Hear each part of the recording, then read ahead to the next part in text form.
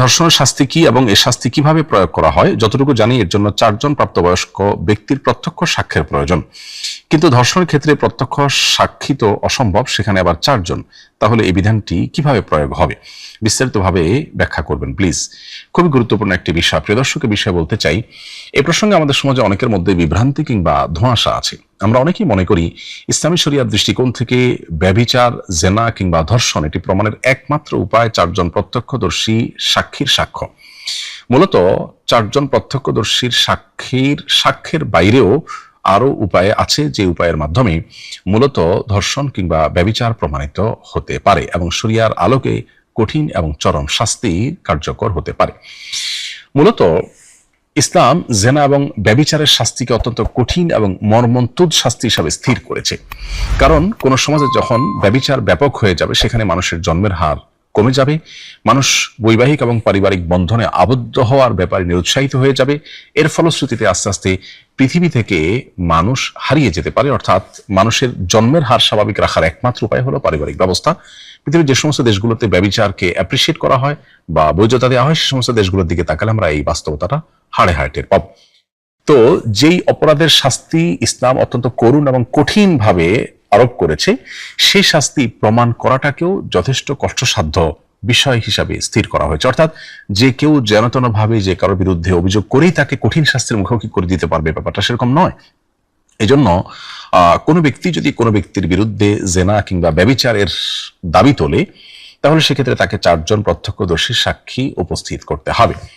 পক্ষান্তরে কোন নারী যদি ধর্ষিত হন, সেক্ষেত্রে তার প্রতি যে জুলুম হয়েছে, অন্যায়কারী ধর্ষকের বিরুদ্ধে তিনি যদি কোনো অভিযোগ করেন, সে অভিযোগ প্রমাণের জন্য 4 জন প্রত্যক্ষদর্শী সাক্ষী আনতে না পারলে তার আর কোনো উপায় নেই এবং ধর্ষক মুক্তি পেয়ে যাবে, ব্যাপারটা মোটেও সেরকম নয়। 4 জন প্রত্যক্ষদর্শী সাক্ষীর সাক্ষ্য ছাড়াও অপরাধের বিষয়ে যদি বাহ্যিক আলামত দেখে মনে হয় সেটি আমলে নেওয়ার মতো, তাহলে সেটি আমলে নিয়ে তার কাছ থেকে স্বীকারোক্তি আদায়ের চেষ্টা করা হবে এবং স্বীকারোক্তি আদায়ের চেষ্টা করার পর যদি সে স্বীকারোক্তি দেয়, তাহলে তার ভিত্তিতেও কিন্তু তার প্রতি সেই শাস্তি কার্যকর করা হবে। অর্থাৎ ইসলাম শরিয়া দৃষ্টিকোণ থেকে জেনা, ব্যভিচার কিংবা ধর্ষণের যে চরম শাস্তি, সেটি কার্যকর করার জন্য 4 জন সাক্ষীর সাক্ষ্য ছাড়াও অপরাধীর স্বীকারোক্তি দিয়েও কিন্তু সেটি প্রমাণ করা যেতে পারে।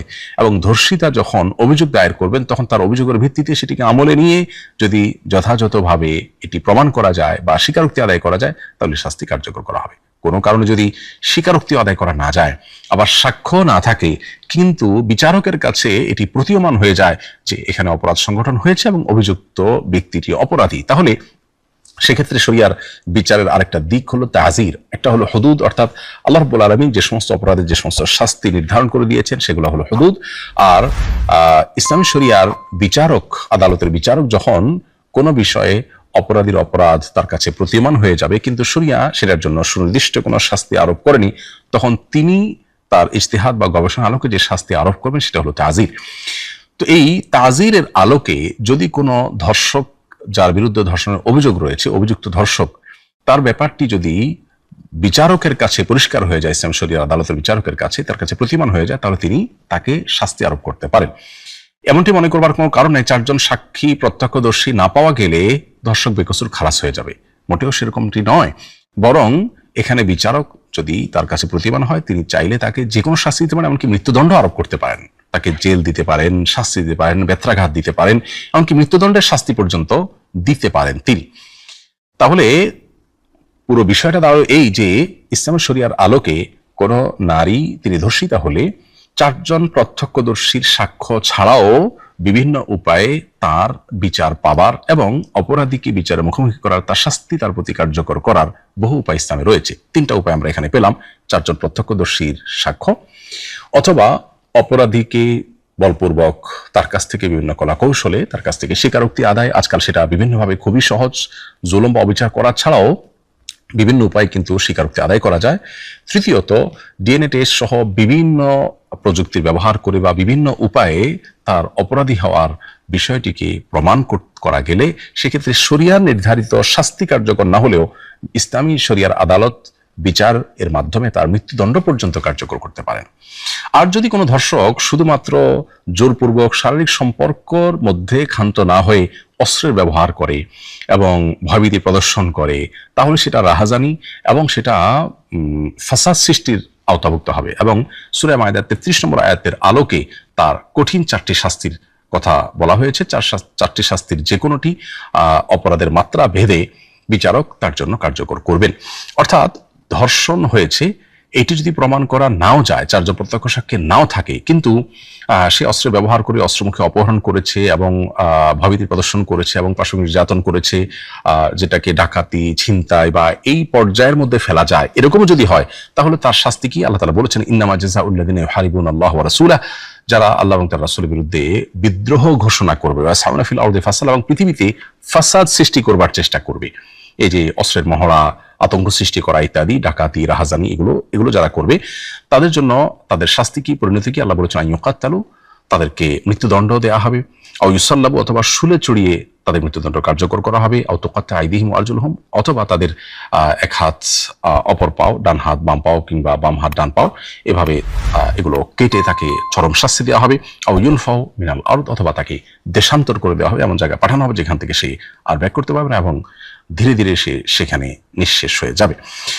তো এই শাস্তিগুলো রয়েছে, কিন্তু যদি কেউ কার প্রতি অস্ত্র প্রয়োগ করে কিংবা ফাসাদ সৃষ্টি হওয়ার মতো কোনো কাজ করে, তাহলে খোলাসা কথা হলো যে ধর্ষণ, ব্যভিচার কিংবা জেনা এটি প্রমাণিত হওয়ার জন্য শুধু 4 জন প্রত্যক্ষদর্শী সাক্ষীর সাক্ষ্যই একমাত্র উপায় নয়, এর বাইরে স্বীকারোক্তি রয়েছে, ডিএনএ টেস্ট সহ আধুনিক বিভিন্ন আপনার পদ্ধতিতেও সেটি যদি প্রমাণিত হয়, সেক্ষেত্রে শরিয়ার আলোকে হদ বা ইসলামের নির্ধারিত দণ্ড সেখানে প্রয়োগ করবার মতো বিষয় প্রমাণিত না হলেও সেখানে ইসলাম শরিয়ার আদালত তাজিরের মাধ্যমে শাস্তি কার্যকর করতে পারেন। আর যদি রাহাজানি এবং আপনার আজকাল ধর্ষণে যেটি হয়ে থাকে, এই জাতীয় কিছু যেগুলো ফাসাদ ফিল আরদের আওতায় পড়ে, পৃথিবীতে ফাসাদ সৃষ্টি করার আওতায় পড়ে, এরকম কোনো কিছু যদি আপনার সাব্যস্ত হয়, যেটা সাব্যস্ত হওয়ার জন্য 4 জন প্রত্যক্ষদর্শী সাক্ষীর প্রয়োজন নেই, তাহলে সেক্ষেত্রে তার চরম শাস্তি, মৃত্যুদণ্ড পর্যন্ত ইসলামী শরিয়ার আদালত দিতে পারে। অতএব ইসলামী শরিয়ার বিধিবিধানের কথা শুনলে আমরা অনেকে আতঙ্ক বোধ করি, আমরা অনেকে সেটা নিয়ে নানান সংশয়ের মধ্যে থাকি, মূলত